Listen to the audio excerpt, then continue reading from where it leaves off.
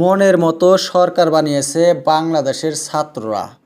মোহাম্মদ ইউনূসকে বিদেশ থেকে নিয়ে এসে ঢাকাতে বসিয়ে দিয়েছে নিজেদের প্রিয় ব্যক্তি, মনের মানুষকে প্রধান উপদেষ্টা করে। কিন্তু তার বিরুদ্ধেও বাংলাদেশের ছাত্ররা আন্দোলন করছে।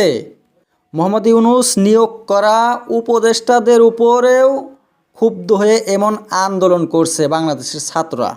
স্বাস্থ্য উপদেষ্টা নূরজাহান বেগম পঙ্গু হাসপাতালে দেখা করতে গিয়েছিল পঙ্গুদের সাথে। সব পঙ্গুদের সাথে কথা বলার ওনার সময় হয় না, একজন একজন করে কি সবার কথা শোনা যাবে? কিন্তু পঙ্গুরা আন্দোলন করছে, বলছে আমাদের মনে অনেক বেদনা ছিল, আমরা সব কথা বলতাম, আমাদের অবস্থা কেমন, ভবিষ্যৎ কি, কিন্তু উনি আমাদের কথা শুনলো না। এইটা কি কোনো আন্দোলন করার কথা হইল? নিজেদের বানানো উপদেষ্টার বিরুদ্ধে। নূরজাহান বেগমের গাড়ি আটকে দিয়েছে, উনি অন্য গাড়ি দিয়ে চলে যায় সেখান থেকে।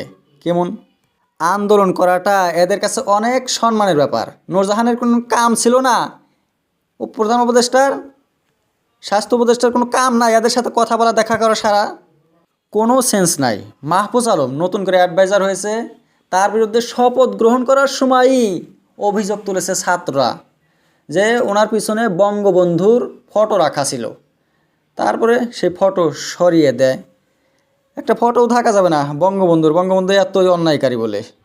গৃহ উপদেষ্টা এম সাখাওয়াত হোসেনের বিরুদ্ধে এমন প্রতিবাদ করলো মোহাম্মদ ইউনূস, তারপরে প্রতিবাদ দেখে গৃহ উপদেষ্টা সাখাওয়াত হোসেনকে সরিয়ে পাট উপদেষ্টা বানিয়ে দিল, নিচে নামিয়ে দিল অনেক।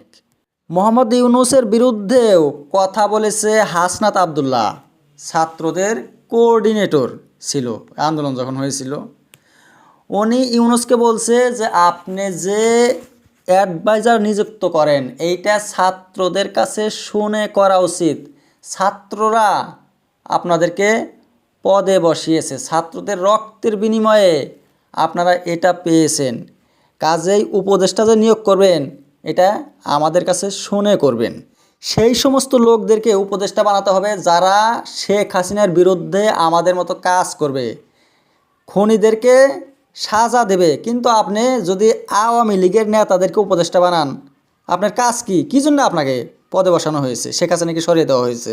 আইন উপদেষ্টা আসিফ নজরুলের বিরুদ্ধেও হাসনাত আবদুল্লাহ কঠোরভাবে বলেছে যে আপনি যারা নিহত হয়েছে, যারা রক্ত দিয়েছে স্বাধীন করার জন্য নতুন করে বাংলাদেশকে, তাদের রক্তের প্রতি আপনি অবিচার করছেন। দেখেন কেমন ভয়ঙ্কর কথা বলেছে, নিজেদের বানানো সরকারের বিরুদ্ধে। ছাত্রলীগকে নিষিদ্ধ করার কথা ছিল, হাসনাত আবদুল্লাহ বলছে আমাদের যদি এখনও আন্দোলন চালিয়ে থাকতে হয় আপনাদের কাজ কি, কেন ছাত্রলীগ নিষিদ্ধ করেন নাই? মোহাম্মদ ইউনূস যদি এই আন্দোলনকারীদের, এই ছাত্রদের সব কথা শুনতো তাহলে বাংলাদেশের অবস্থা কি হইতো, কি হবে? এদের কথা যদি খালি শোনে, বিরোধিতা তো থাকা উচিত না একটুখানি? এই ছাত্রদের, আন্দোলনকারীদের আসলে দাবিগুলো কি? আন্দোলনকারীরা আসলে কারা জানেন ভালো করে? এরা ওই যে রাজাকার যে ছিল আওয়ামী লীগের বিরুদ্ধে, বাংলাদেশ স্বাধীনের বিরোধিতা করেছে, সেই রাজাকারদের, এমনকি বঙ্গবন্ধুকে যারা হত্যা করেছে সেই হত্যাকারীদের বংশধর এরা, এই যারা আন্দোলন করছে এভাবে। এদের সব কথা যদি মোহাম্মদ ইউনূস শোনে তাহলে বাংলাদেশ কোথায় যাবে, কি হবে? একদম পুরা জঙ্গলি বানিয়ে দিবে বাংলাদেশ।